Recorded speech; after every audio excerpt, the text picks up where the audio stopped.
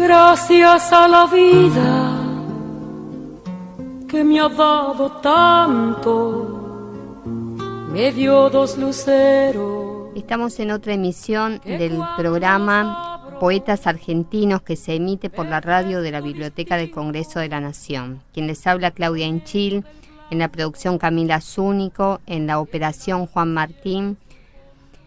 Y en el programa de hoy también la tenemos colaborando a María Eugenia de la biblioteca, que muchas gracias María Eugenia. Siempre empezamos a difundir, ¿no?, a aquellos poetas que a lo largo de todo el país están creando.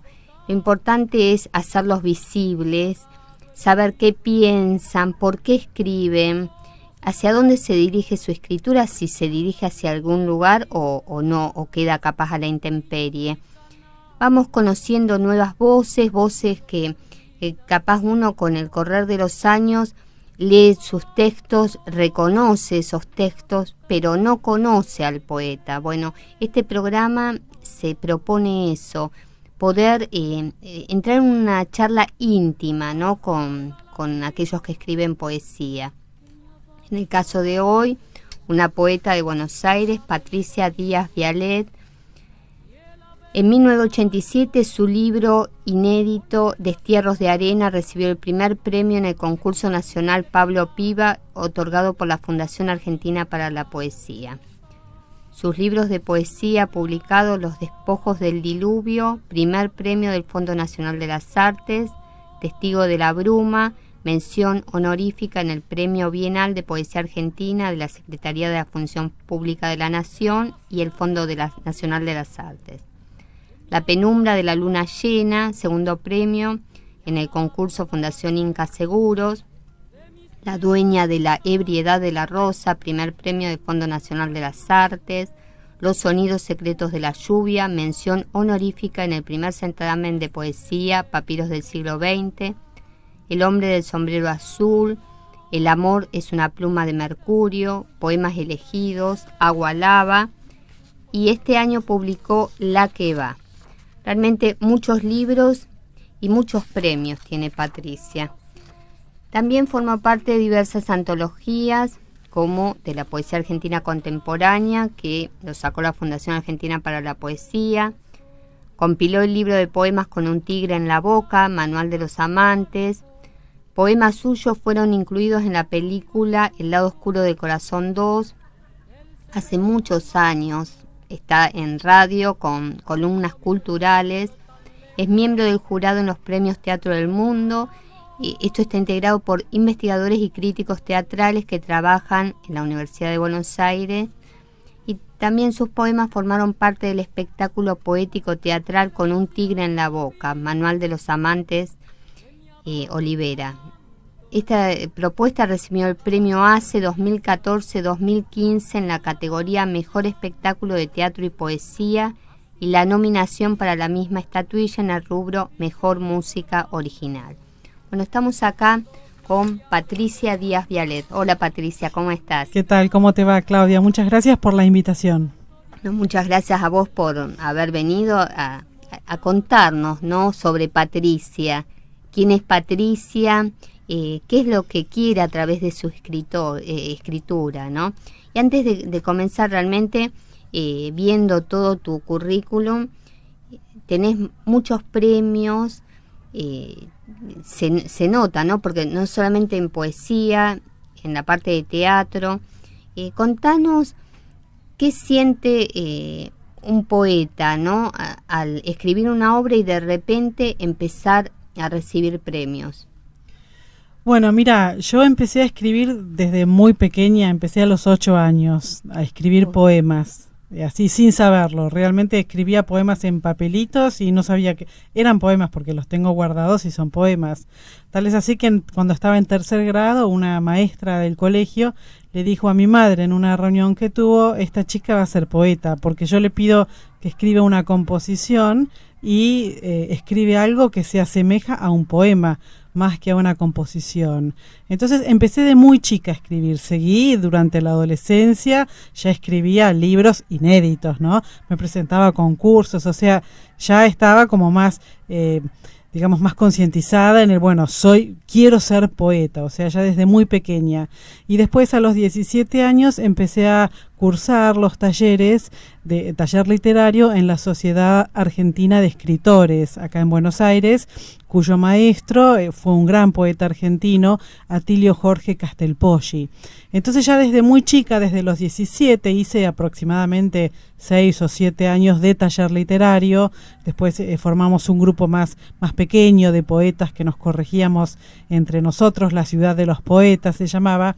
Siempre estuve muy, como tomé la poesía muy seriamente. Entonces desde chica comencé a presentarme en concursos literarios, ya sea municipales o nacionales o provinciales o en España, como hacemos muchos poetas, sobre todo los poetas cuando son inéditos, ¿no es cierto?, que quieren, bueno, un reconocimiento, buscan ese reconocimiento, porque realmente un premio es, más allá del orgullo y de la felicidad y la alegría de decir, bueno, qué suerte, me reconocen, pero aparte de eso, lo interesante de los premios para el poeta, sobre todo el poeta joven y no tan joven también, es que los premios posibilitan en general la publicación.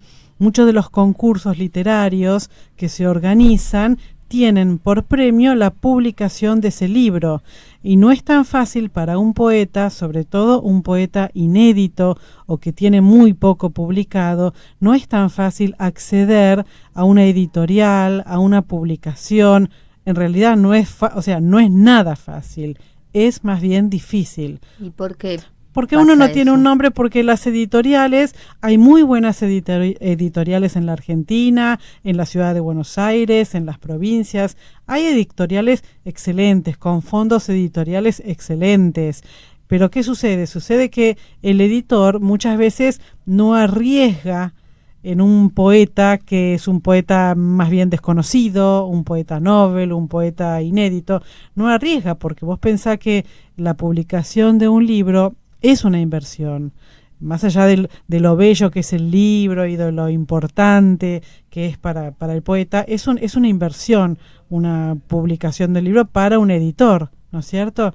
Entonces el editor siempre quiere recuperar esa inversión. Es como todo, entonces... Claro, lo piensan capaz más en el lado material, ¿no? Claro, entonces es muy difícil que arriesguen quizás en una persona que puede ser muy buena, puede ser excelente, muy talentosa, pero, bueno, no sé si se va a vender, piensa el editor.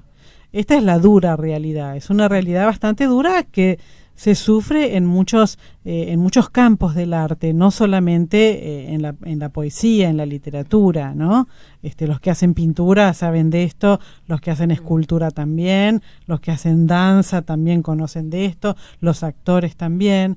Entonces, el tema de los premios es muy importante porque es un gran estímulo para el poeta, para seguir escribiendo, por supuesto, y es un estímulo para el editor, porque el editor piensa, esta persona ganó tal premio, viene premiada, ¿no?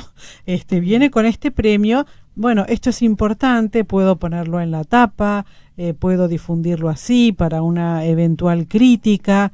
Entonces el premio, aparte de que es una alegría para uno o para una, por decir, bueno, es un reconocimiento, reconocen que les gusto, no sé si soy buena, pero les gusto, pero aparte de eso es muy bueno para la difusión del libro, ¿no?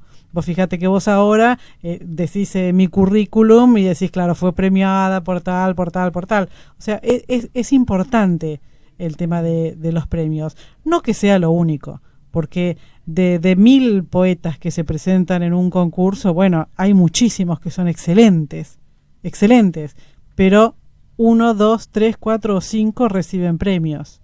O sea, siempre, en toda selección, siempre hay una injusticia. Eso también sucede con las antologías. Cuando alguien compila y hace una antología de poetas argentinos, poetas del barrio de Flores, poetas de acá, de allá. Sí, siempre quedan poetas afuera. Siempre hay una injusticia. Siempre alguien lo siente como injusto. ¿Por qué yo no estoy acá? En los premios sucede lo mismo. Yo, estos premios que vos has nombrado, por supuesto que los gané, pero yo me presenté a otros concursos que no gané. Y eso no sucede a todos los poetas.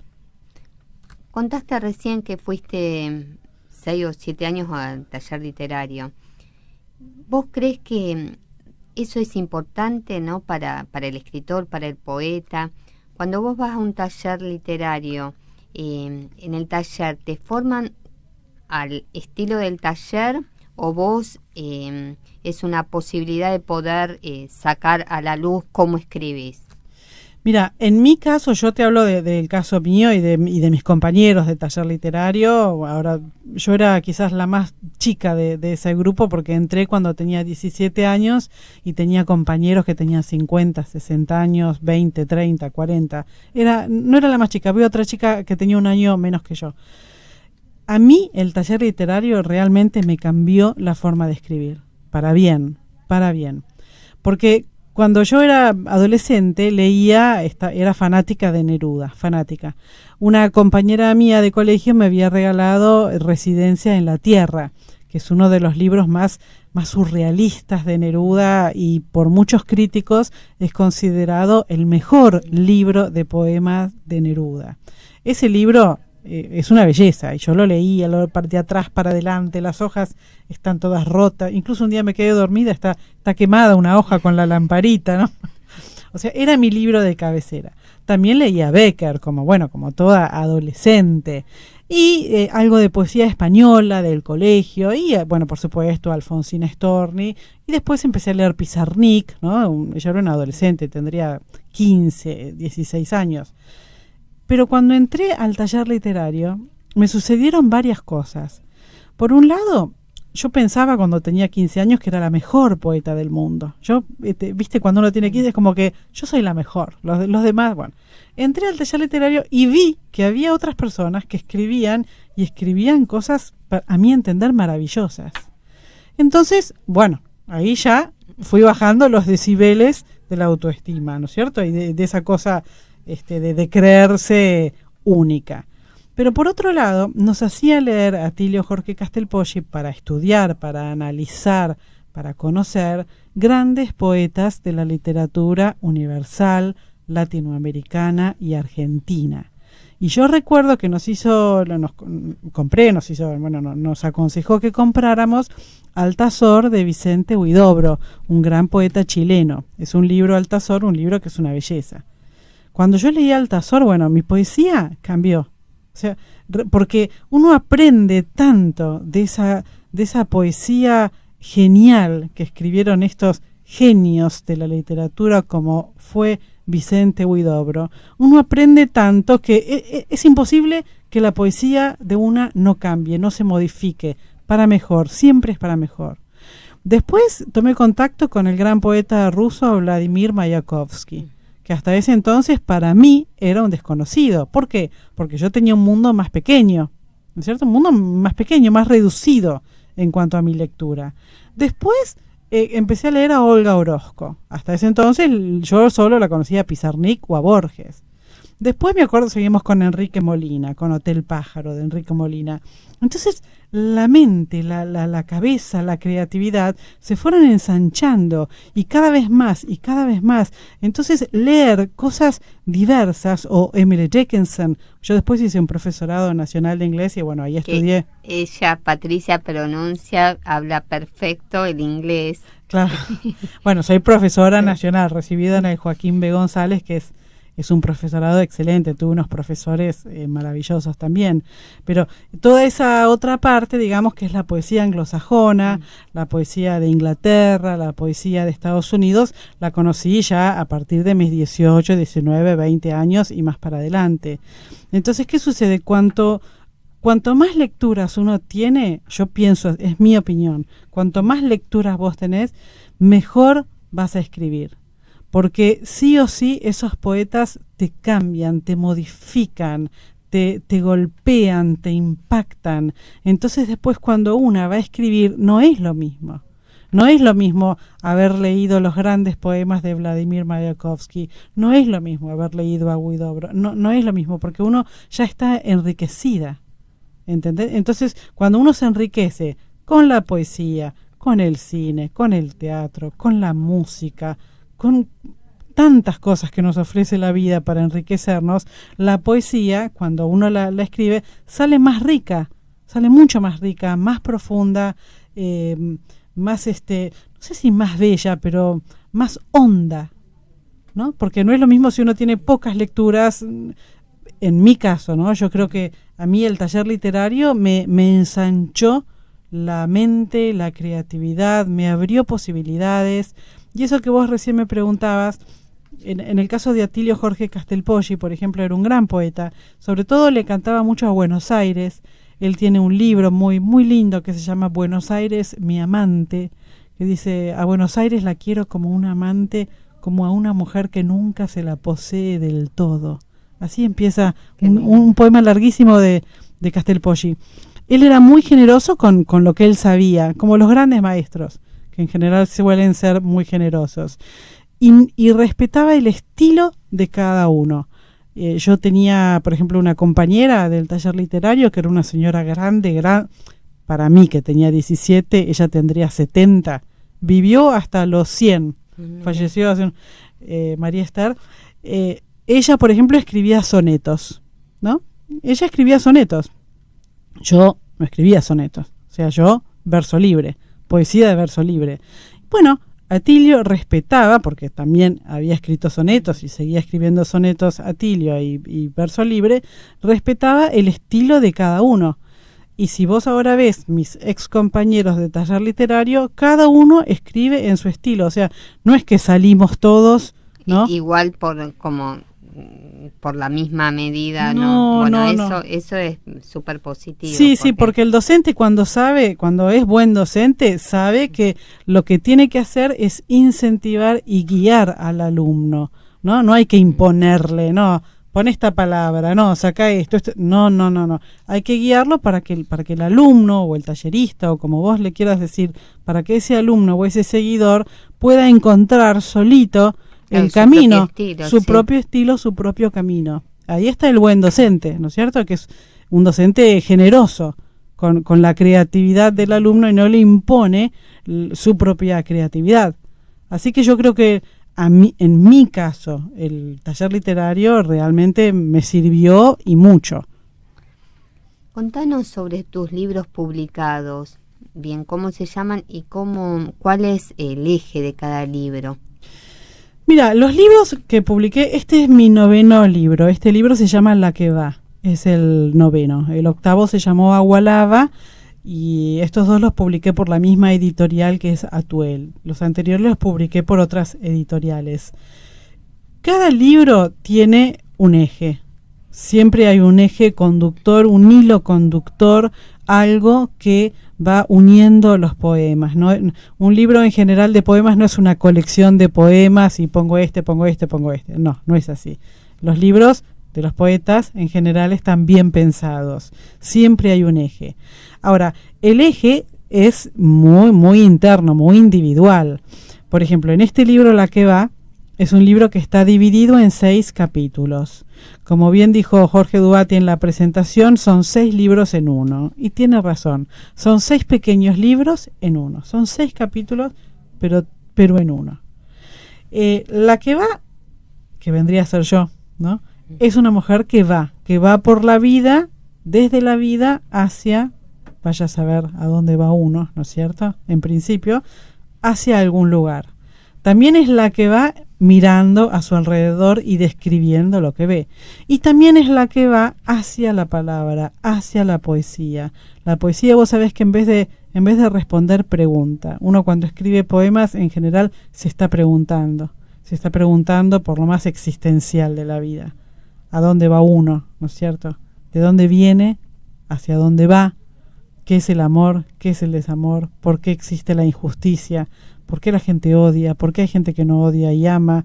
¿Por qué existe la muerte? ¿Por qué la violencia?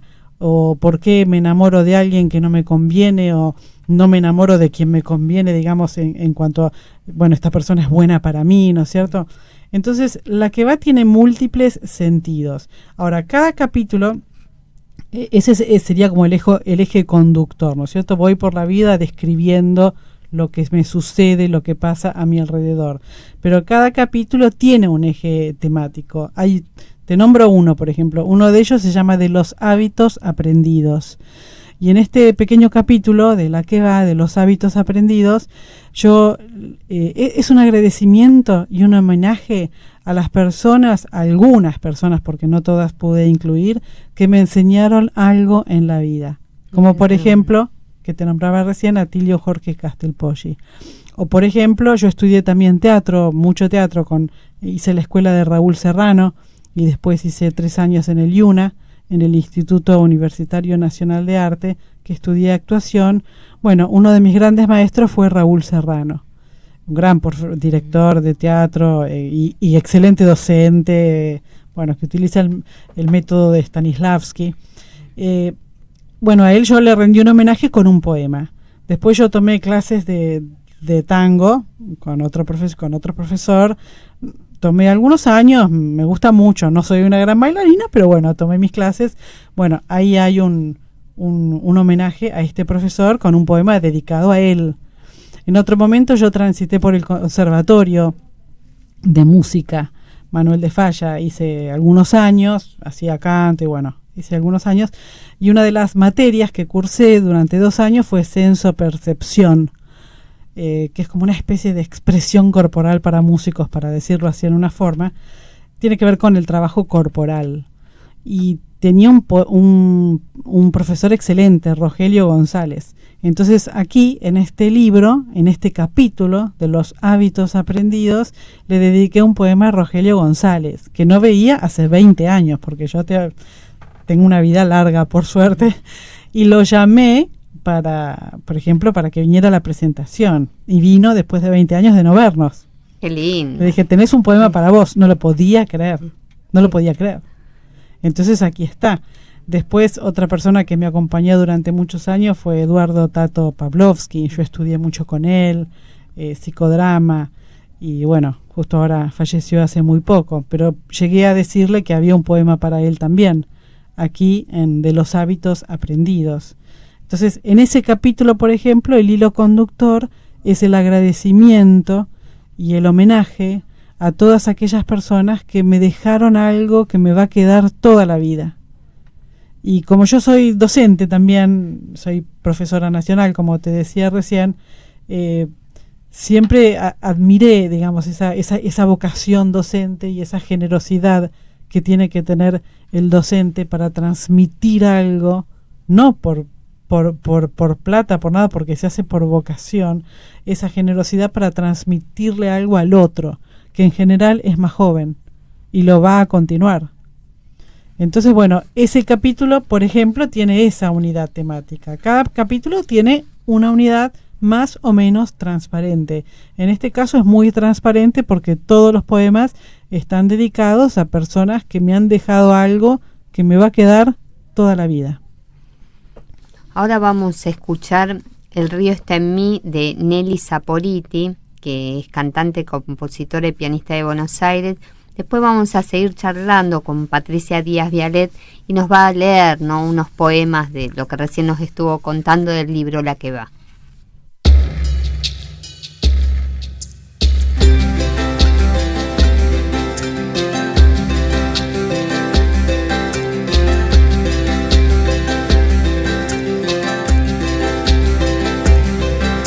El río está en mí, tanto a buscar afuera, en el universo o en un poema. El cielo está en mí, el cielo está en mí, no habré de andar volando, si vos me quisieras me iré quedando. Parecería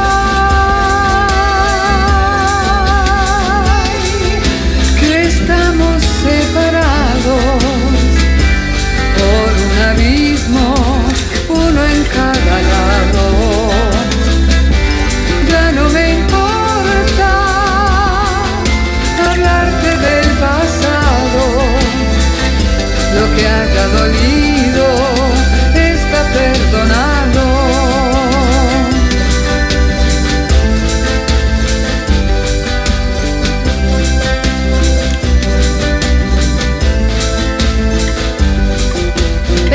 fuego está en mí, el fuego está en mí. Voy a esperar que prenda.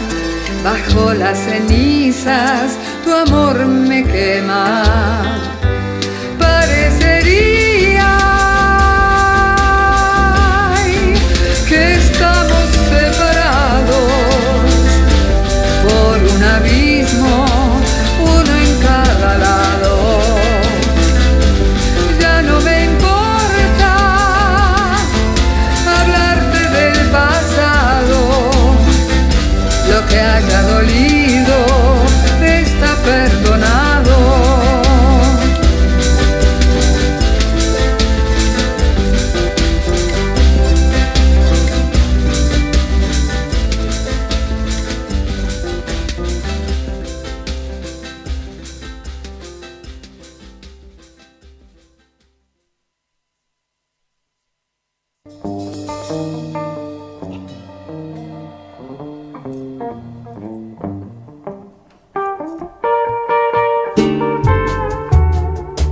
BCN Radio.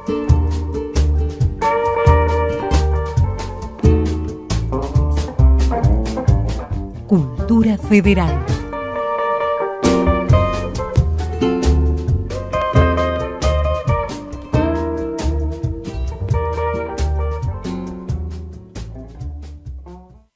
La Biblioteca del Congreso, en sus distintas salas, brinda al público obras, publicaciones periódicas, documentos de organismos internacionales, mapas, material audiovisual, ediciones infanto-juveniles y acceso a Internet libre. La Sala Juvenil Elsa Bornemann de la Biblioteca del Congreso está destinada a los adolescentes. Cuenta con material bibliográfico especialmente seleccionado, libros de texto, diccionarios y una amplia colección de literatura. Es un espacio adecuado para la lectura y acceso a la información a través de Internet. Está abierta de lunes a viernes de 8 a 20 horas, sábados y domingos de 10 a 20, en Hipólito Yrigoyen, 1750. Para más información, pueden ingresar a www.bcnviv.gov.ar.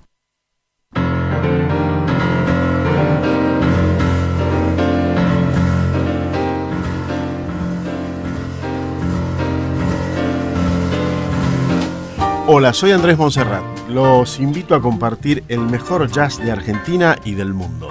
Jazz Record, viernes 21 horas en BCN Radio. Música para disfrutar.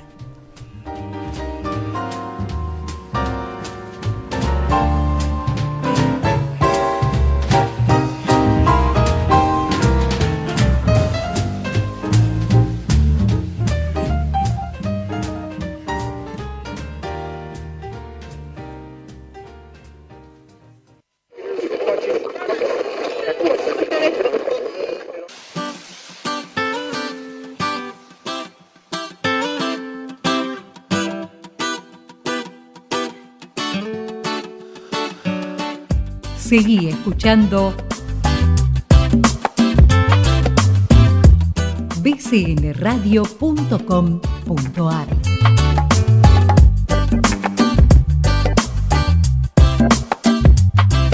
La radio de la Biblioteca del Congreso de la Nación.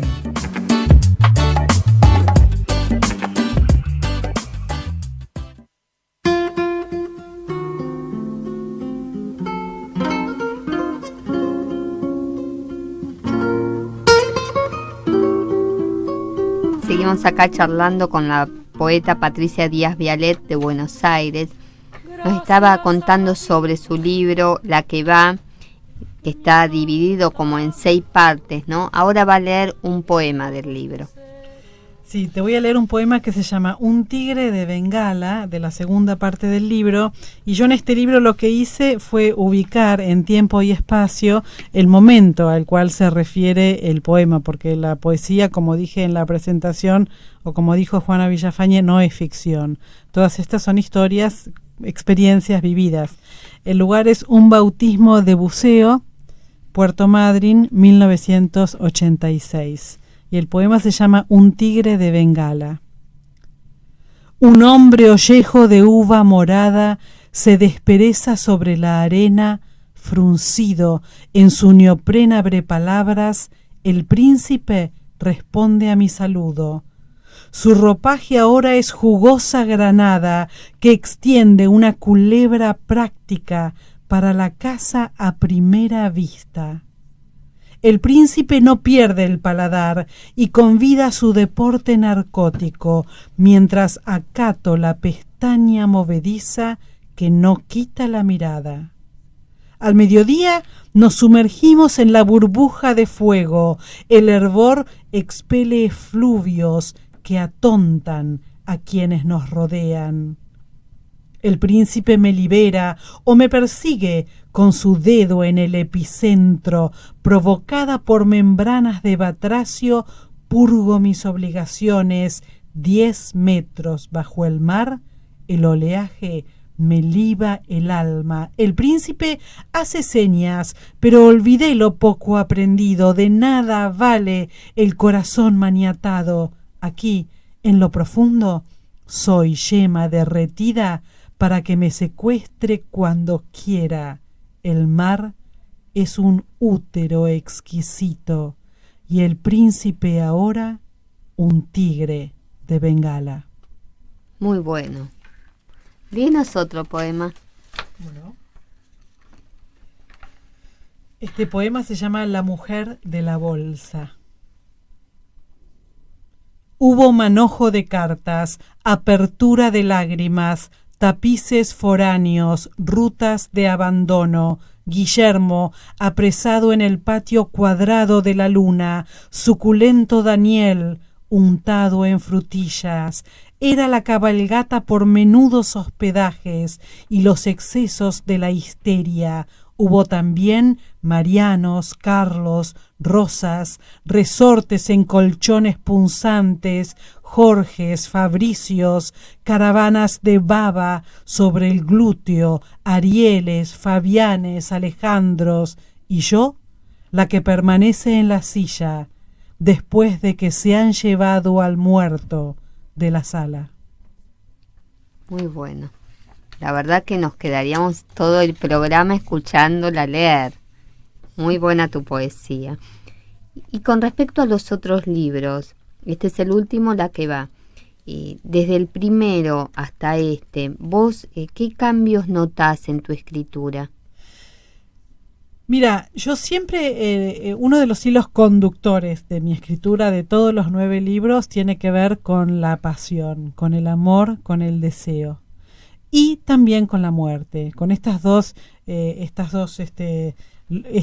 lucha de estas dos grandes fuerzas, ¿no? La vida y la muerte, porque el deseo yo lo conecto con la vida, ¿no? La pasión, el deseo, el amor.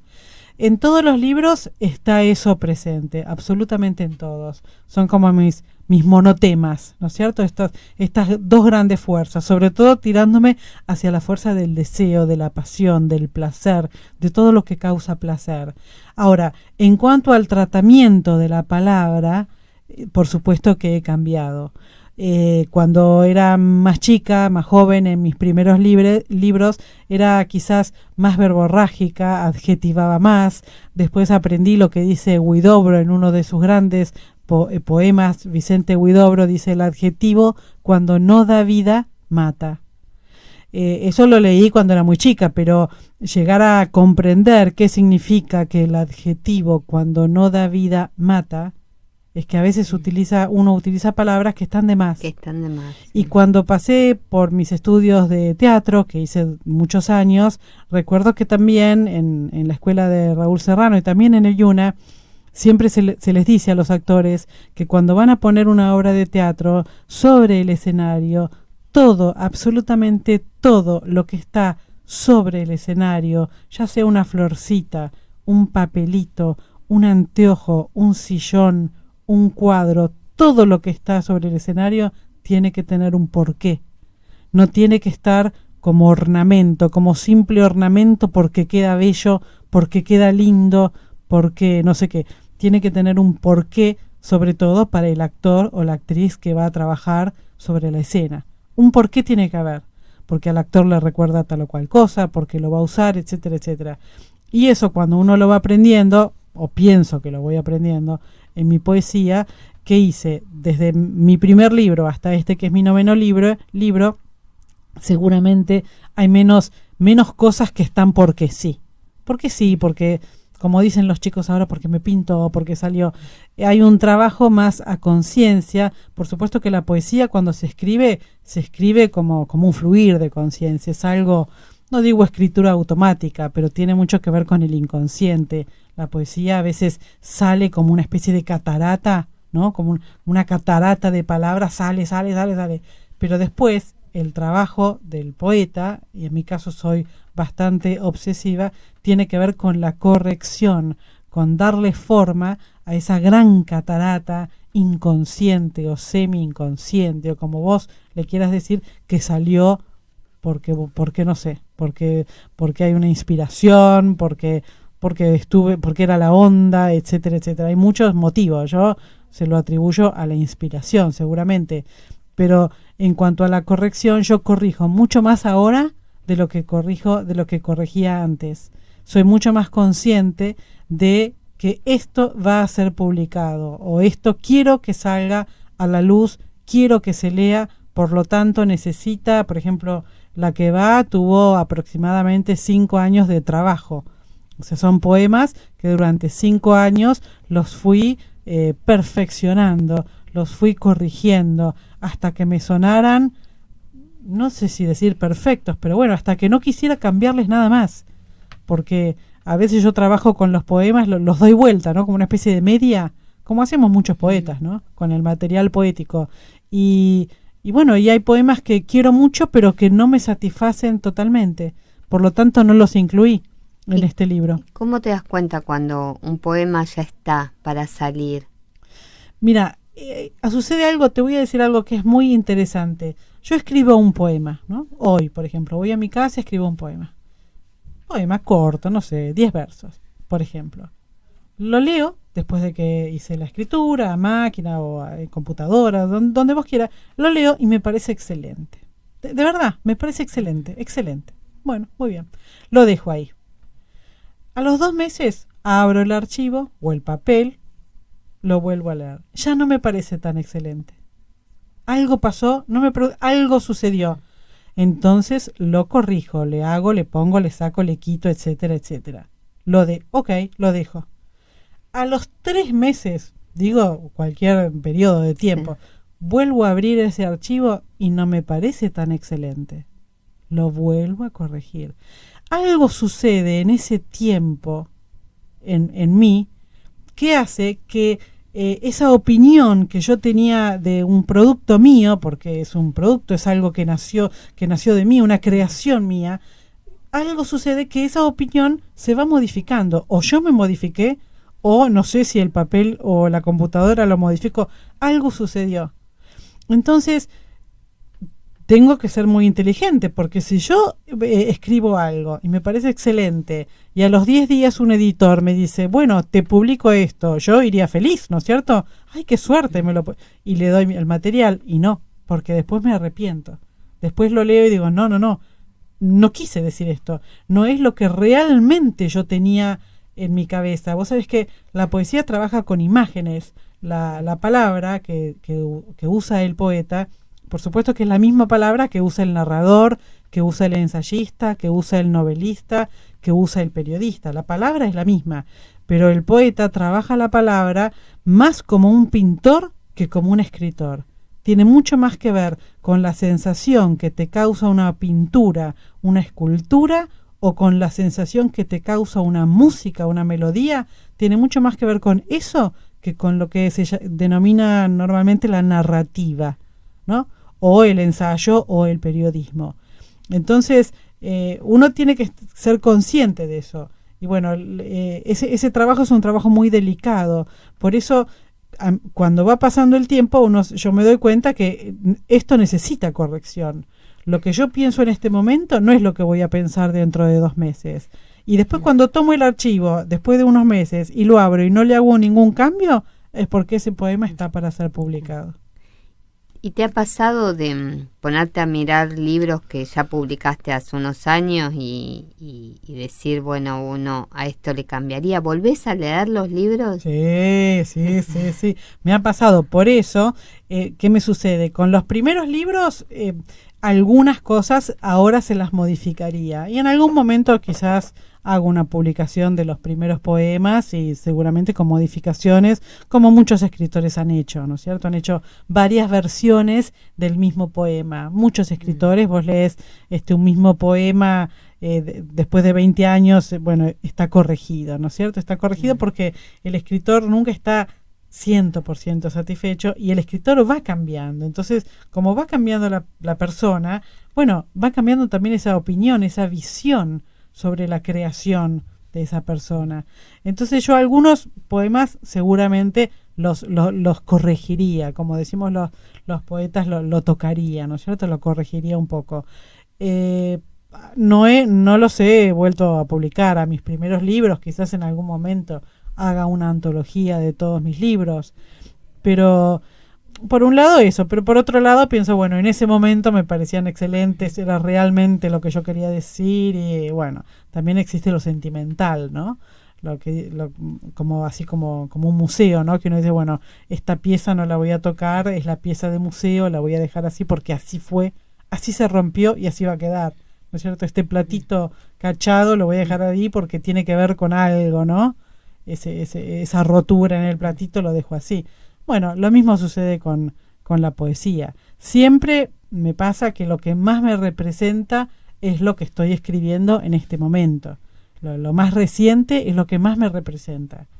Pero le tengo mucho cariño a mis creaciones anteriores, porque me hacen, me llevan a momentos pasados, ¿no? A por qué lo escribí, en qué pensé, en quién pensé, por qué saqué tal o cual palabra, porque uno tiene memoria, el poeta tiene memoria de su trabajo, ¿no?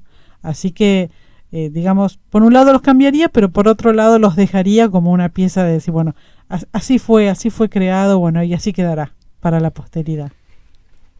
¿Es importante la mirada del otro con respecto, ¿no?, a la poesía, a tu poesía? ¿Qué lugar ocupa esa mirada del otro? Mira, yo en una de las preguntas que vos hiciste anteriormente acerca del taller literario, yo te dije que a mí me había abierto la creatividad, me había ensanchado la cabeza. Otra de las cosas importantísimas de la cual me di cuenta cuando tenía 17 años que empecé a hacer taller literario es que la mirada del otro es importante y tiene que ser tomada en cuenta. Yo, cuando hacíamos el taller, llevábamos un poema. Yo, por ejemplo, escribía un poema en mi casa, hacía varias copias, por ejemplo, 20 fotocopias, y le repartía una fotocopia a cada compañero. Entonces, cada compañero de mi poema hacía una versión. Esa era la forma de trabajar colectivamente en este taller. Ahora, ¿qué sucedía? Cuando a los 10 minutos cada uno me decía su versión, yo... Bueno, los primeros días, como muchas personas, me ofendía un poco, ¿no? Porque decía, pero ¿cómo? Si lo que yo escribí está perfecto, ¿cómo le saca esta palabra? Si para mí esta palabra es importante. Y otro le sacaba todo un verso. Y yo, no, pero este verso, ¿cómo le va a sacar? Bueno, entonces, ¿qué pasa? Todo lo que tenga que ver con el orgullo, digamos, con la vanidad, cuando uno hace este tipo de trabajo, bueno, eso desaparece. A la segunda, tercera clase, la vanidad queda en el piso bien chatita. Y eso es un gran aprendizaje, porque uno tiene que aprender, me parece a mí, que la mirada del otro es importante, porque muchas veces el otro hace las cosas mejor que uno. Y uno tiene que aprender a escuchar la mirada del otro, que lo dice generosamente, porque nadie lo hace con mala intención, ¿no? En el taller todos estábamos en la misma, ¿no? Todos estábamos aprendiendo, deseosos de escribir mejor, de leer mejor, de elegir mejor las palabras, de crear algo que valiera la pena para uno. Entonces la mirada del otro es importante, sobre todo cuando una persona se está formando, porque se forma en conjunto. El alumno se forma junto con los otros alumnos, se van ayudando entre sí. Y ahora que soy más grande, ya no, digamos, no corrijo grupalmente como lo hacía cuando era chica, lo hago totalmente sola, no consulto antes de publicar. Es una corrección larga de 4 o 5 años por libro, no lo consulto, lo hago sola, porque tengo, bueno, un oficio que me dio la vida y, bueno, la experiencia. Pero sí es muy interesante la mirada del otro cuando lee un poema o mi libro. Recibo muchas opiniones de personas, muchas de ellas son poetas, otras no, otras tienen que ver con el arte, otras no, son personas que tienen que ver, no sé, con el mundo de los negocios, ¿no? O sea, que uno dice, está tan alejado.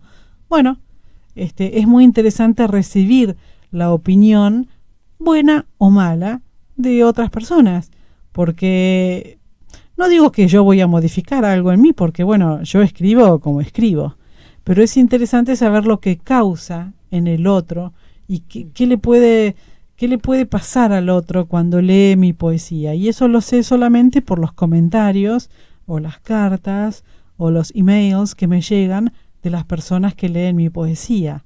Así que es muy enriquecedor también saber qué le causa uno al otro. Bueno, ahora vamos a escuchar 1.000.000 de hormigas de Mijal Guinguis, también de Buenos Aires. Después seguimos con Patricia.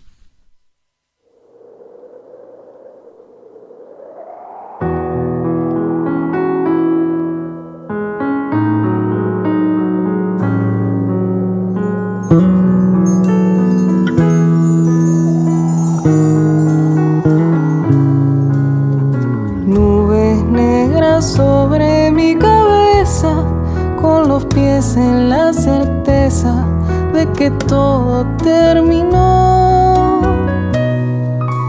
Nubes negras burlan mi destino y me empujan del camino que dibujo bajo el sol. 1.000.000 de hormigas cruzan invadiendo todo el paso. Yo las cuido por si acaso anden cargando una canción. Y si quiere y me hace caso, va pintando el cielo, es solo una nube en un mundo de color.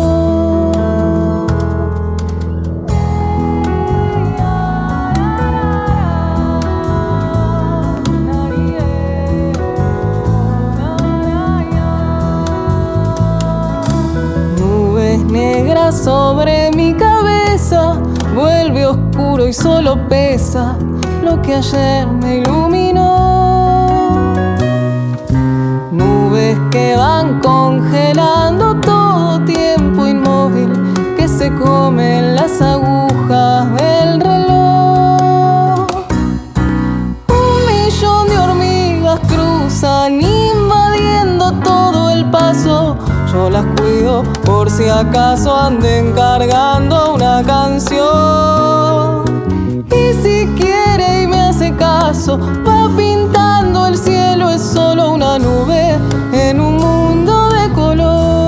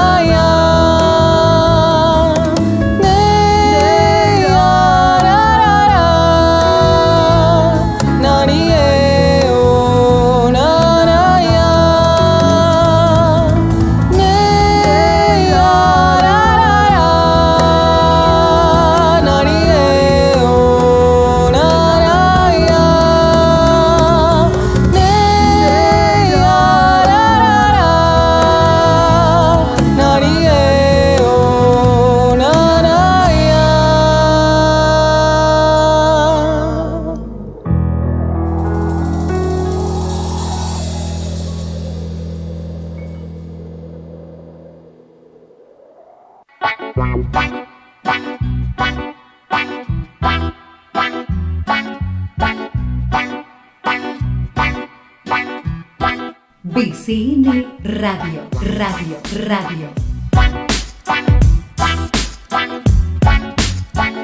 www.bcnradio.com.ar.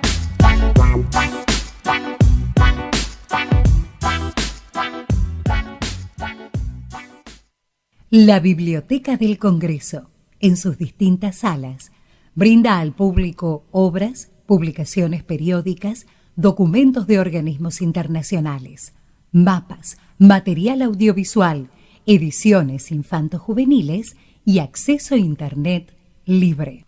La Biblioteca del Congreso cuenta con servicios de fotocopia y escaneo, facilitando la fotoduplicación parcial de su material en el marco del convenio firmado con el Centro de Administración de Derechos Reprográficos, que garantiza la protección de los derechos emergentes de la propiedad intelectual. Para más información, pueden ingresar a www.bcnviv.gov.ar.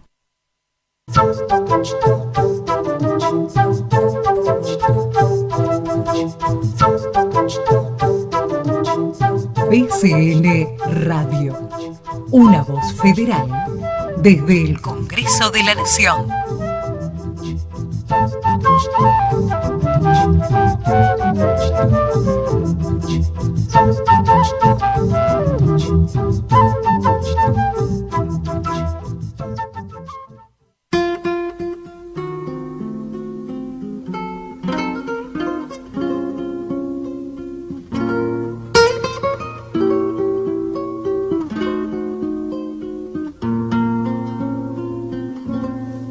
Gracias a la vida. Nos seguimos acá charlando con Patricia Díaz Vialet.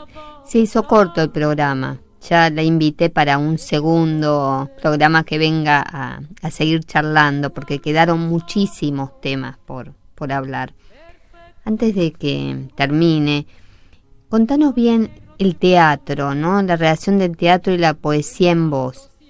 Mira, yo empecé a estudiar teatro, como te había comentado recién, cuando era también muy chica, a los 17 años, con un profesor ruso, Andrés Zubov, que después falleció en un accidente, y después seguí, hice la escuela de Raúl Serrano, hice actuación en el Instituto Universitario Nacional de Arte, en el IUNA, cuando se transformó en universidad, el conservatorio, y siempre, trabajé en teatro, en algunas obras, después estudié mucho teoría del teatro, historia del teatro argentino, historia del teatro latinoamericano, historia del teatro universal, y hace ya varios años, siempre voy al teatro, soy jurado de los premios Teatro del Mundo, por lo cual voy al teatro todas las semanas, 1, 2 o 3 veces por semana, depende de la semana, veo mucho teatro, y me di cuenta, así como muchos nos dimos cuenta, de que hace muchos años hay muchas obras en la Argentina.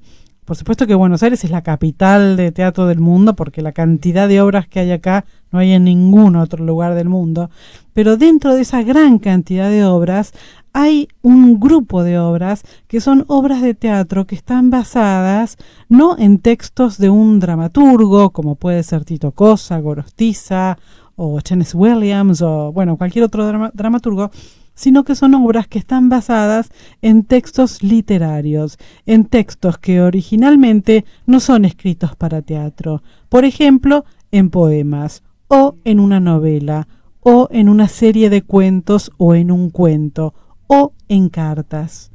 Entonces muchos directores, actores, dramaturgos, versionistas, o grupos o cooperativas de actores se interesan en tal novela, en tal cuento o en tal poeta o poema o poemas.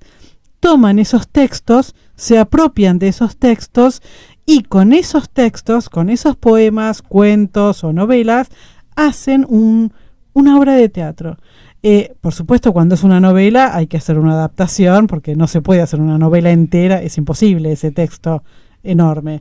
Con un cuento depende, si es un cuento de Fontana Rosa, por ejemplo, que hay muchos cuentos que son monólogos, prácticamente son monólogos teatrales, ahora hay por ejemplo, de Eve Ward, una gran escritora argentina, hay cuentos de ella que son prácticamente monólogos teatrales, o sea, son como escritos para el teatro, pero no son escritos para el teatro, porque los códigos que tiene la literatura no son los mismos de la dramaturgia.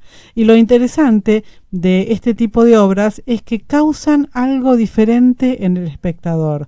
A mí me gustan mucho las obras de teatro que están basadas en poemas, porque el actor, cuando toma ese texto, ese poema, tiene que transitar otros lugares. No es lo mismo decir un texto quizás que tenga que ver más con el diálogo, más coloquial, como por ejemplo me voy de casa, me quiero divorciar, o etcétera, etcétera. No es lo mismo decir eso que decir, por ejemplo, mujer, el mundo está amueblado por tus ojos.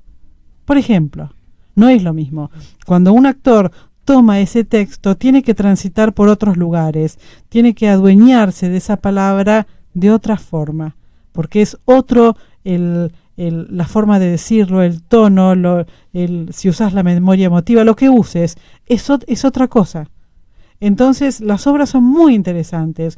Por un lado, son muy interesantes para el que las hace, para los actores y las actrices que llevan a cabo ese tipo de obras, para el director, el que dirige la obra, o el dramaturgo, o el versionista. Pero por el otro lado, el público se queda como sorprendido, ¿no? Y muchas veces sale de ahí y quiere comprar el libro. A nosotros nos pasó que el año pasado y este año, Hugo Urquijo, el gran director teatral, tomó poemas de 4 poetas. Yo era una de esos poetas, los otros son Juana Villafañe, Jorge Bocanera y Laura Yazán, y con los poemas de nosotros 4, Hugo Urquijo dirigió a 4 actores, eran Ingrid Pellicori, Ana Giovino, Gustavo Pardi, Edgardo Moreira, y después hubo un reemplazo de Sebastián Richard, y un músico en escena, con esos textos, con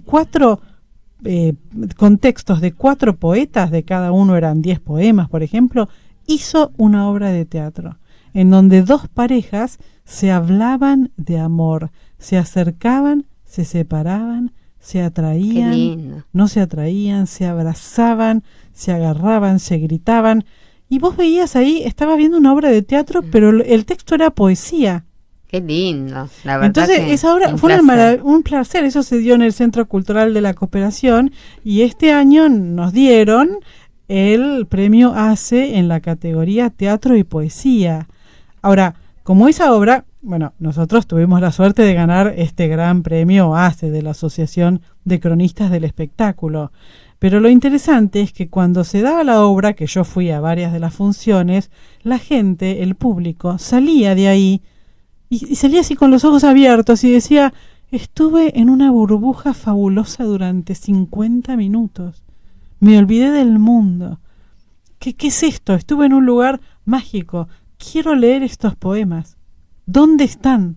Gente que no lectores de poesía. Entonces vos fíjate lo importante que es que el teatro y la poesía se unan, porque si vos te remitís a los orígenes, por lo menos los orígenes del teatro occidental, en Grecia, vamos a la Grecia antigua, el teatro y la poesía eran uno. Eran una sola unidad. Los rapsodas, los aedos, decían, recitaban, cantaban los poemas, los textos de estos poemas épicos o poemas líricos, lo cantaban, lo decían en forma, lo representaban delante de gente. Entonces la poesía y el teatro eran una unidad. Después, con el tiempo, las artes se fueron separando y se fueron individualizando, pero la poesía y el teatro siempre estuvieron unidas. Entonces yo creo que hay que volver a eso, ¿no es cierto? Y este tipo de obras que están basadas en poemas son muy interesantes y ayudan mucho a la difusión y al placer, porque en definitiva uno de los objetivos, si uno puede usar la palabra objetivo del arte, es el placer, ¿no? Más allá de la reflexión, y bueno, hay otro tipo de cosas que muchos críticos están de acuerdo y otros que no, pero el arte causa placer, es muy saludable porque causa mucho placer. Qué bueno, eso es importantísimo lo que acabas de decir. El arte causa placer. Bueno, te agradezco mucho, Patricia, que viniste acá a Poetas Argentinos. El espacio está abierto para cuando quieras volver. Seguimos charlando de poesía y todo lo relacionado con el arte, porque queda más teatro, música, bueno, uno a través del arte puede hacer catarsis. Muchas gracias por haber venido. Muchas gracias a vos, Claudia, por la invitación y por tu cálida entrevista. Bueno, y nosotros nos volvemos a encontrar la próxima semana acá en Poetas Argentinos, un espacio en esta radio federal para visibilizar a los poetas de todo el país. Chau, chau, chau.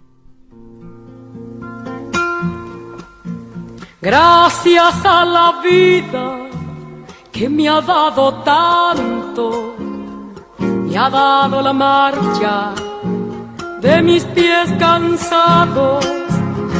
Con ellos anduve ciudades y charcos,